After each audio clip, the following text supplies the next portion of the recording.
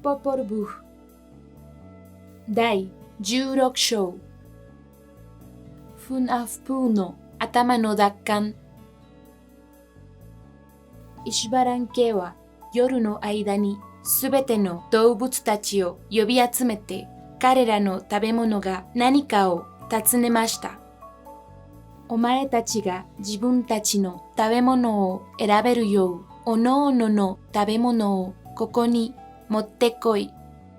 大きな動物たち、小さな動物たちは、それぞれ自分たちの食べ物を持ってきました。いろいろな種類の食べ物がありました。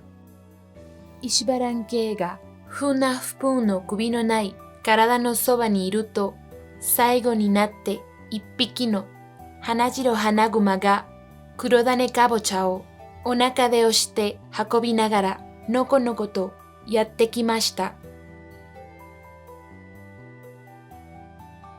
そして花白花熊はフナフプーンの首があったところに黒種かぼちゃを置きました。すると黒種かぼちゃはフナフプーンの体にひっついてフナフプーンの顔の形になっていきました。天の心フラカンもコウモリの館の上にやってきてフナフプーンの顔を作り上げるのに手を貸しました。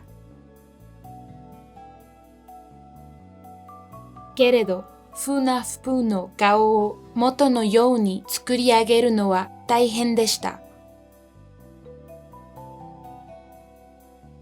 それで空がだんだん明るくなってきました。そこでイシュバラン系はウッチと呼ばれる灰色の四つ目オポッサムに命じました。夜の間に元通りにしなければならない。ウッチよ、もう一度暗くしろ。ウッチは空を暗くしました。灰色の四つ目オポッサムが陰らせたと今でも言うのはそのためです。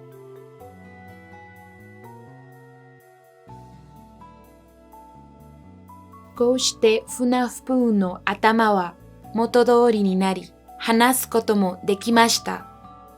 そこでイシュバラン系はフナフプーンに言いました。お前は球技をしているふりをするだけでよい。球技は俺一人でやるから。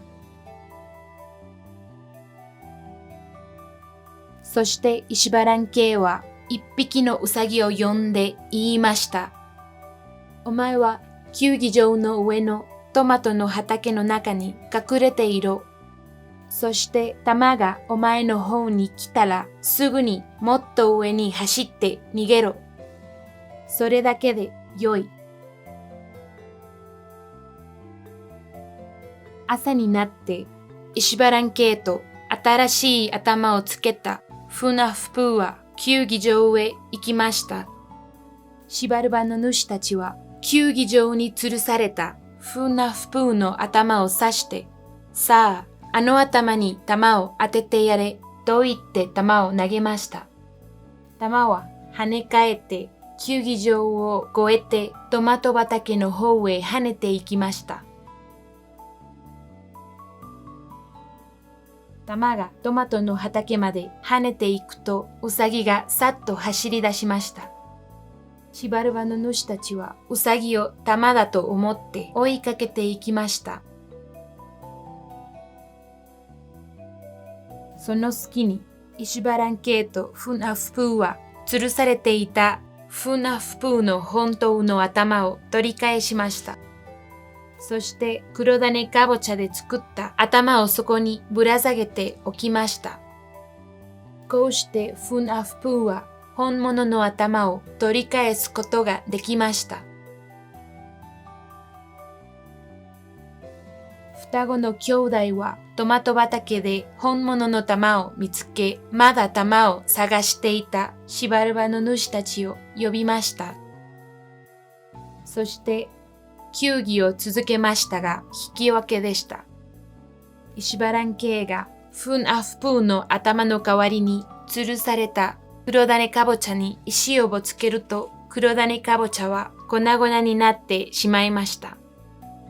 黒種かぼちゃの種がそこら中に散らばりました。